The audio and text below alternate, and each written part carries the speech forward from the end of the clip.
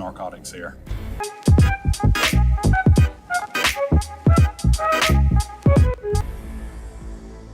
First up, we head to Jackson County, Florida, for the trial of Zachary Wester. The former sheriff's deputy was charged with 67 counts of racketeering, fabricating evidence, false imprisonment, and possession of controlled substances.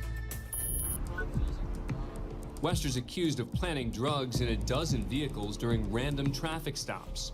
A substance that appears to be an illegal narcotic. Do you know anything about that? I do not. All of the drivers denied owning the drugs, but yet most were subsequently arrested. You have the right to remain silent. The arrest caused suspicion internally, and in 2018, Wester was suspended. 3 years later, the case went to trial. He pleaded not guilty to all charges. This is a case about an abuse of an incredible power, about the abuse of the incredible trust that we all put, and we have to put, in law enforcement in a society. The prosecution relied on the defendant's own body cam footage to help argue their case.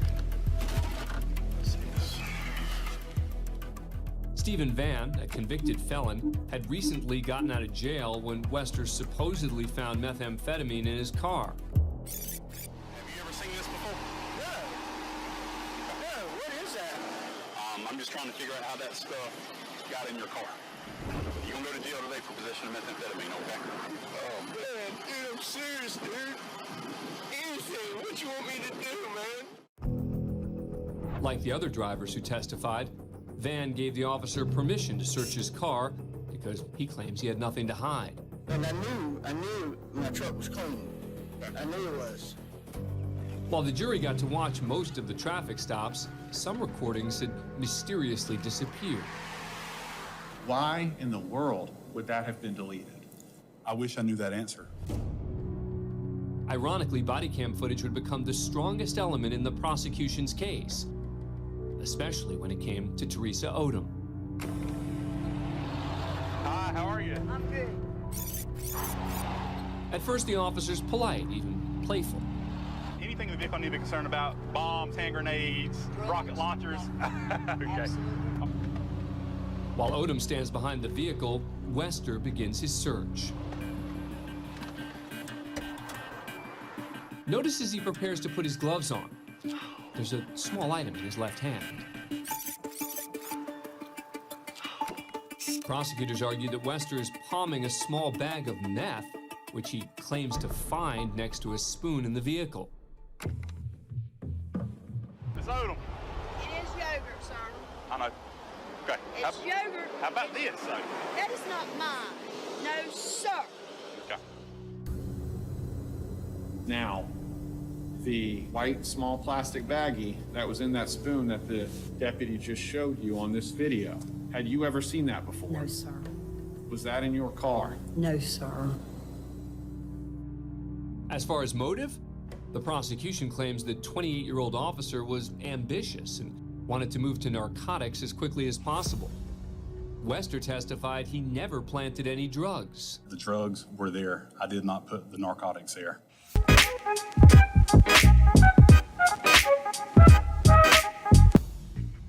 And after 5 days and several witnesses, the jury was asked to render a verdict. If Wester's found guilty on all charges, he could spend the rest of his life behind bars. After 7 hours, the jury returns with its verdict. In the state of Florida versus Zachary Tyler Wester, we, the jury, find as follows as to the counts charged and the information. Count 1, guilty of racketeering as charged. Well, I'm not a crook. The clerk went on to read the verdicts on all 67 charges. Count 7, guilty of official misconduct as charged. I've earned everything I've got.